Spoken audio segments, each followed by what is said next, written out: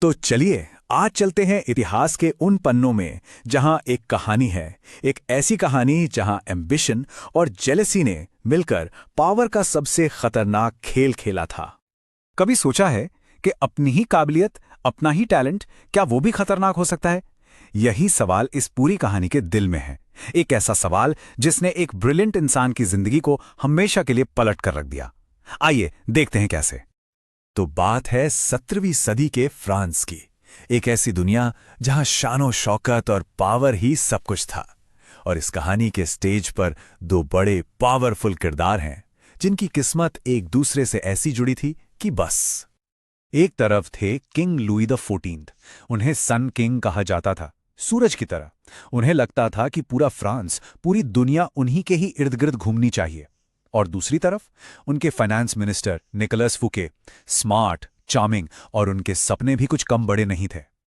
और फुकेट, वो सच में एक जादूगर थे।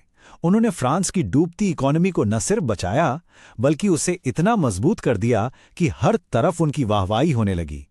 देश को संकट से निकाला, लोगों के दिलों में बस गए। लेकिन यही उनकी सबसे बड़ी गलती साबित होने वाली थी।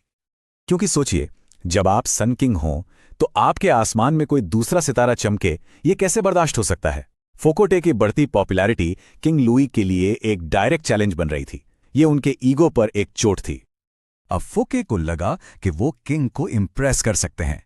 उन्हें लगा कि अगर वो अपनी लॉयल्टी और अपनी शान दिखाएंगे तो किंग खुश होंगे। और इसी सोच के साथ उन्होंने एक ऐसी ग्रैंड पार्टी प्लान की जैसी फ्रांस ने पहले कभी नहीं देखी थी। और इस पार्टी का स्टेज था फुकेट का नया नया बनवाया गया महल, चैteau de Vaux-le-Vicomte। ये सिर्फ एक घर नहीं था, ये फुके के पावर, उनके टेस्ट और उनके एम्बिशन का एक स्टेटमेंट था।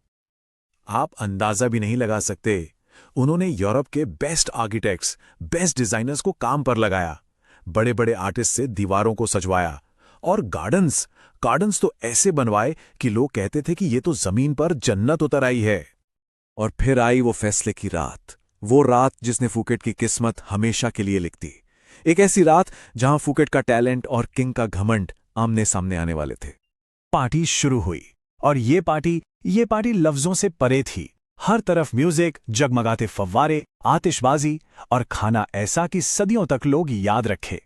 ये पैसा, पावर और आर्ट का एक ऐसा शो था जैसा पहले कभी नहीं हुआ था। जैसे ही किंग लुई ने महल में कदम रखा, उनकी आंखें खुली की खुली रह गई। चेहरे पर तो तारीफ थी, लेकिन अंदर एक जलन की आग सुलग चुकी थी। वो बस यही सोच रहे थे, ये सब मेरे एक मंत्री का है। और पार्टी में हर जुबान पर सिर्फ एक नाम था, फुके। लोग किंग के सामने फुके की तारीफें कर रहे थे, उनके टेस्ट की, उनकी काबिलियत की। ऐसा लग रहा था जैसे पार्टी का हीरो किंग नहीं बल्कि फुके है। और बस यहीं पर किंग की जलन एक ठंडे, सोची समझी प्लानिंग में बदल गई। उन्हें समझ आ गया कि अगर लोग फुके को हीरो मानेंगे तो राजा की कुर्सी कमजोर पड़ जाएगी। फुके की चमक अब सूरज राजा की रोशनी को ही फीका कर रही थी। जिस रात फुके को लगा कि वो अपनी जिंदगी के सबसे ऊंचे मुकाम पर हैं, उन्हें क्या पता था कि उसी रात उनके नीचे गिरने की कहानी लिखी जा चुकी थी। सब कुछ इतनी तेजी से हुआ कि किसी को यकीन नहीं हुआ। पार्टी की रात फुके को लगा कि उनका फ्यूचर सेट है। अगली सुबह किंग ने उन्हें बुलाया और अरेस्ट करवा दिया। इल्जाम करप्शन, सजा जिंदगी भर के लिए जेल। और इस कहानी का सबसे बड़ा ट्विस्ट, सबसे बड़ी विडंबना तो ये थी कि किंग लुईस ने फुके के विजन को, उनके आर्टिस्ट्स को, उनके आर्किटेक्ट्स को, सबको अपने में ले लिया और उन्हीं से बनवाया पैलेस ऑफ वर्साय। आज वर्साय किंग लुई की पावर का सिंबल है, लेकिन उसकी नींव फुके के सपनों पर रखी गई थी।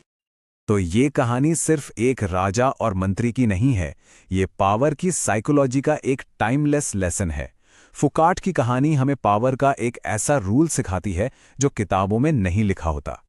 पावर का नियम सिंपल है, जो लोग अथॉरिटी में होते हैं उन्हें सिर्फ लॉयल्टी नहीं चाहिए, उन्हें इमोशनली सुपीरियर फील करना होता है। उन्हें यह एहसास चाहिए कि वो सबसे बेहतर हैं। तो फुके की गलती उनका टैलेंट या एम्बिशन नहीं था, उनकी सबसे बड़ी भूल ये थी कि उन्होंने अनजाने में अपने मास्टर को, अपने किंग को इनसिक्योर फील करवा दिया। उन्होंने बॉस को आउटशाइन कर दिया। इस कहानी से हम आज की प्रोफेशनल लाइफ के लिए भी सीख सकते हैं। हमेशा ध्यान रखें कि आपके सीनियर्स को क्रेडिट का हिस्सा मिले।